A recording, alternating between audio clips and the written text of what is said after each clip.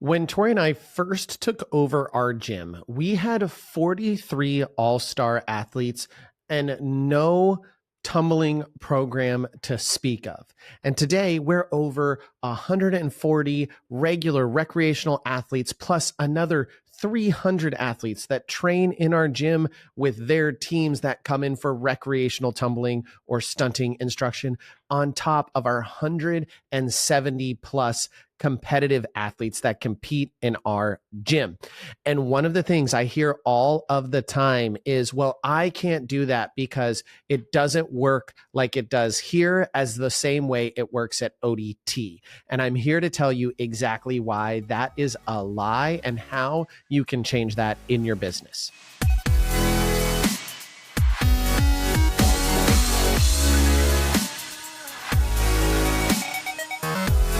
Hello, everyone, and welcome to another episode of the Cheer Biz Podcast. I'm your host, Dan Cotton, and today we are diving into why, if it works at ODT, it can work in your gym. Now, before we get into the episode, make sure you have joined Cheer Gym Owners on Facebook and All-Star Cheer Coaches and Owners as well. Those are two amazing groups where there's lots of really good discussions, and you're not going to want to miss out on everything we have going on in those groups. If you've ever wanted to get into one of the next generation gym owners' gyms, whether it be myself, Shelly, Danielle, or Rihanna, we are hosting live in-person events for small groups of owners, 20 owners or less throughout the year at our gyms. And we have called this the Cheer Biz Accelerator. So if you're interested in coming into one of our gyms and seeing it live and in person and learning directly from some of the next gen owners, check out those events. They're going to be absolutely amazing. The first one is going to be hosted at Oregon Dream Teams in our new 21,000 square foot facility. We would love to have you here or at any one of our other gyms. Now, let's get into the episode. So this recently came up as Tori and I were talking, and we were talking about a couple different gym owners that are actually not currently Academy members, but gym owners that we know that come to us frequently for advice and things of that nature. And although we give them advice and they sometimes do take it, and I'm not saying any of this to be negative about them, one of their most common objections is, well, we're not ODT. Our families wouldn't accept that, or that wouldn't work here because we're not ODT. We don't have the brand that ODT does. We don't have the teams that ODT does. We're not Oregon Dream Teams, and therefore the thing you're saying, while sounds great, we could never do that. And we were talking about it and I was like, man, that is just so false. Like, yes, you might not be able to do it exactly like that right now, depending on the thing. But most of the times that is simply an excuse for avoiding discomfort and making yourself change something that you're doing the way you are doing it, even though it doesn't work, because it's what's comfortable, because it's what's normal for you. And I'm here to tell you, you can absolutely change that in your business, even if you are not an Oregon Dream Team's gym and you are not what we have. And I'm going to tell you exactly why. The first reason that this is a completely false limiting belief is we've been there. Like, Oregon Dream Teams was those gyms. Well, the only thing that I cannot say we weren't is Oregon Dream Teams never has been a gym that was in a very small town. I've never lived that life. Beaverton is not a small town. It has, when I started working in the city of Beaverton as a police officer in 2007, there was 88,000 citizens of the city of Beaverton. And now I think they're over 120 in our surrounding area. Tigard, Hillsboro, all of those like smaller suburbs, they each are in the between 50 and 80,000 people living there. And then you go into the city of Portland where there's millions, and those are all just right on our border of our city. We're kind of in the middle of them. So I definitely have never lived that life, and I don't claim to. But other than that, we started as essentially a micro gym. Like I said, we had, I think, 43 all-star athletes. Maybe it might have been 63, but only 43 were actually paying. We were always fairly small. We had no class program to speak of, like none. When we first started, we didn't do birthday parties at all. They didn't exist. We had some outside schools that tumbled with us. That was always something we had, but it was very few and far between. We're a gym that had our coaches do everything through themselves for private lessons. They kept 100% of their private lessons. We've been a gym that had no directors. So we started in a 7,000 square foot facility, which I know some of you are like 7,000. That's huge. So I haven't ever been in like a 3,000 or smaller square foot facility when it comes to running my gym. I've been the gym owner that didn't know anything about running a business. I went to school and studied sociology, knowing I wanted to become a police officer. And I was studying military science, knowing I was going to be an Army officer. Tori went to school and got her master's degree in early childhood education. Like, this was never anything we had on our radar in terms of becoming business owners. Like, I've been there. I've done things all of the different ways. And so the reason that it's a big lie is because you can do it the way we do it, because I did it, because I changed it, because I started this way. And now I shifted to doing it the way we do it now as I learned and I gained more knowledge and I understood how to build the systems that would build the freedom and make it so it was possible to execute upon these things. So it was absolutely, it is possible. And I'm here as living proof of it being possible. And it's the very reason that I make the recommendations that I do, because I've seen that yield its fruits. Because we've made these changes, I am less stressed. I am less busy than I'm not less busy. Let's call a spade a spade. I'm always very busy, but that's because I tend to fill my plate with new things, not necessarily because I work as much in the gym as I did when we first started. Now, I am in a season of my career where I am working more in the gym than I have in the past recently, but that's because we're in a new facility. We're starting up some new things. And so I need to be a little bit more heavily involved than I was in the past. But so it's the lie number one is because we've been there. I have changed all of those things. And that is why you can implement the things that I'm talking about that we do within our gym or we do within Next Generation Gym Owners, because we've all been that gym owner. We've all been that gym at some point in time. Danielle is another great example. Like, when we first met, Danielle was like, All Stars just a fun thing to do on the side. It's not something that I focus on to make my gym money. And now her All-Star program is a booming. She went from like 30-ish kids in All-Star to now, between her prep and novice and All-Star, like I think she's got 200 plus athletes in some sort of a competitive training. Now, not all of them are elite, not remotely. She keeps that fairly smaller. And when I say fairly small, I mean like 100-ish, but she's not in that 200 plus elite kids range. So you can get there. You absolutely can do it, because I've been there. And some of the things that I hear the most common, this is really what I want to dive into, on the things that people can't change because they're not ODT. Number one is they can't change the fact that they don't have the brand recognition of Oregon Dream Teams. And I would tell you, that's not true. We are lucky in that we've been around for a while, so we do have that advantage. It is hard to catch up to a gym that is on its 14th, 15th year in competition, a gym that competes at Worlds, a gym that has recently won D2 Summit. Like, we have some accolades, but that doesn't mean we started there. When we started, we weren't winning really anything big. And now, with the advent of things like the All-Star World Championships, the Junior Olympics, and then still having USASF Worlds and Summit, there are so many opportunities to have big accomplishments within your gym by finding the one that fits your program the best. I know a gym owner who recently come from a very small gym, and they were one of the first teams to go compete at the Junior Olympics, and they won. And they should be leaning so hard into that from a marketing perspective, but they don't, because they know it's cool and they're really proud of their kids, but they're hesitant because they're worried about what other people in the cheer industry are going to think of them. And you can absolutely have that clout. You can absolutely build your own brand. Yes, you may not be able to build the exact brand that I have built. That's fine. It shouldn't. You should not build the exact brand that I built. Build your brand. Lean into what makes you unique. That's what we did as Oregon Dream Teams. We leaned into some of the things that make us unique, and I still do to this day. There are things that make us different than the average, big gym that goes to Worlds that we lean heavily into.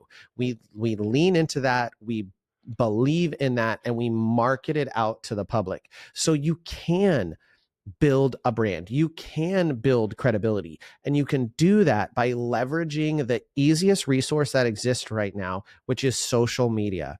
If you can get really, really good at social media about posting all the time, posting engaging content that people want to see, that people engage with, that people are likely to share, you can very, very quickly build that brand for your gym. So it can be you. Most oftentimes, the limiting factor is you are afraid, you don't know how to do it. You don't want to look silly. You don't want to take that risk. And I'm here to tell you, just take the risk. The other biggest limiting factor, especially in social media, is time. It does take a lot of effort and a lot of energy to build the content. So you got to have a team in place if you really want to do it, and do it well. Like, it takes a lot of work to put out all of the content that we do with Next Gen. And that's just the tip of the iceberg of what we would be capable of if we didn't currently run gyms and other companies, and we weren't actively coaching clients and all we did was produce content. We could do even more. But full transparency, it's created a challenge for me as a gym for me to be in a lot of content. Like, I have a harder time doing some of the parent educations and doing some of the things that I used to do because I'm spending so much time developing and creating and launching content within Next Gen and the Cheer Biz podcast and those kind of opportunities. So it does create a challenge, but you can create your own brand. That's number one. Number two is that you can't change the way private lessons work, because all of your coaches will quit and it will never work in your business. And I'm here to tell you, you absolutely can do it. You absolutely can do it. Are your coaches going to like it? No, they are not. Are they going to cheer for you when you tell them about it? They are absolutely not. Is it going to be potentially great for your business to start generating revenue through private lessons, through the employees that you have trained, that you have taught, that have access to your facility, that you give a job? Is it great to start generating revenue for the business for the private lessons that they do? Absolutely. You can do it. You have to figure out what is right for your business and how you can incentivize it and sell it to your coaches the right way. I think we found a really amazing mix in our gym where most of our coaches, because they believe in the program, are on board with the way we do it. They are on board to make the business successful, knowing that they also have an opportunity to earn some money on the side, but that's not the focus. And the vast majority of my coaches, even though some of them do because they work enough, have the ability to utilize the facility to run their LLC that they have a waiver for, that they have indemnified the gym for. That's kind of one of the perks of being here outside of our normal business hours. They get to do that. The majority of them don't. The vast majority of them do not do it because they're like, you pay me enough. I make enough between the gym and the other opportunities that I have, and I just don't want to coach anymore beyond what I'm already doing. Like, I am satisfied. That is the majority of my staff. When we first launched it, it was not popular. We literally went from, you keep 100% of your privates, I don't want anything to do with it, I just want the headache out of the way, to none of your privates are yours. They are all belonging to the gym. We're switching to semi-privates through the gym, and you get paid your regular hourly rate for those lessons.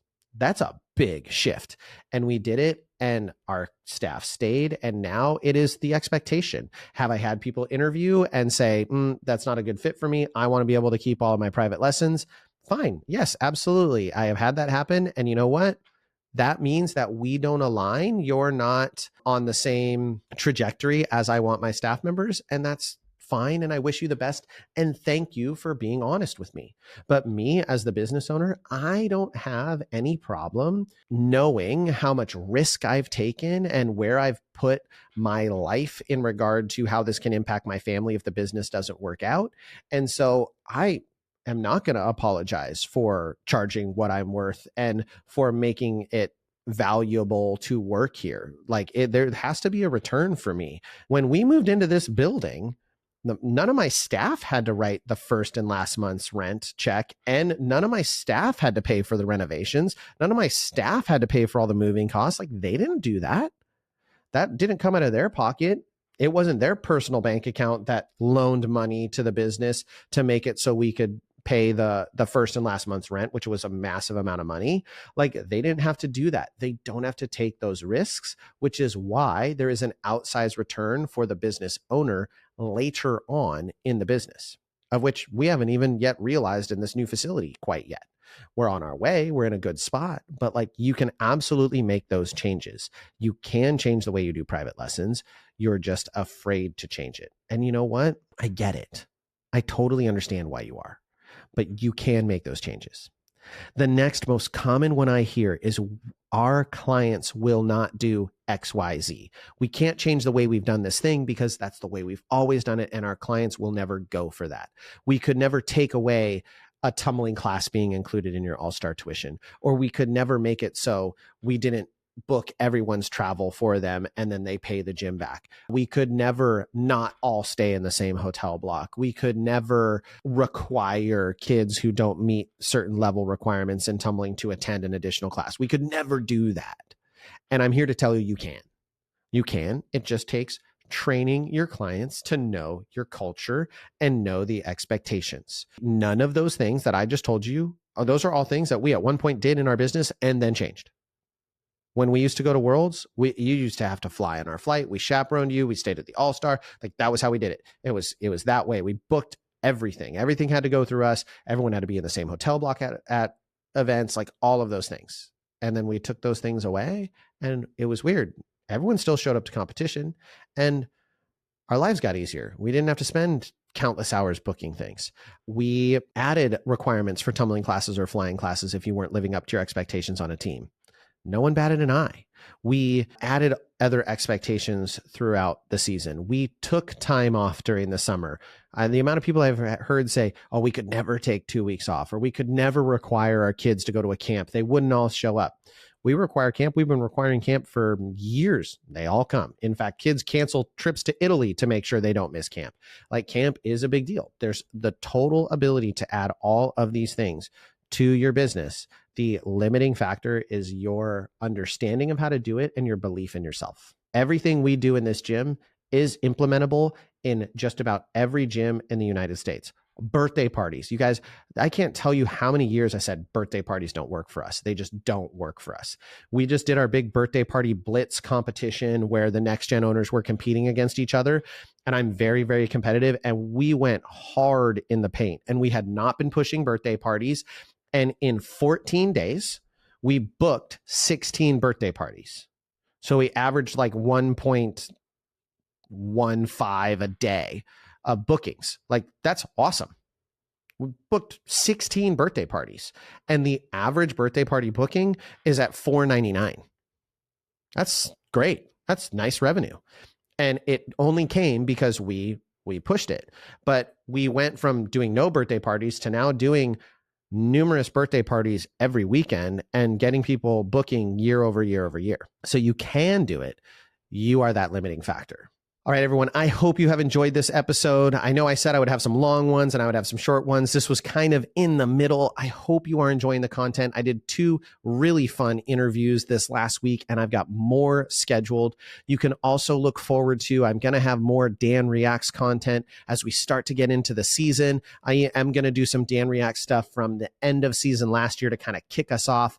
And I may even do a Dan Reacts to my own team, the routine we competed that one D2 Summit. Just, for funsies. So we'll have a good time with that. I am going to start coming out with that content again, now that we're getting back into the season. If you like that kind of content, my one request for you is please like the videos, share the videos. Those things tell the algorithm that you like the content and you want us to keep creating it. So those likes do go a long way. They mean a lot to us. And they help propel our content to other people if you're enjoying it. All right, everyone, thank you for listening. And with that, we will catch you on the next episode.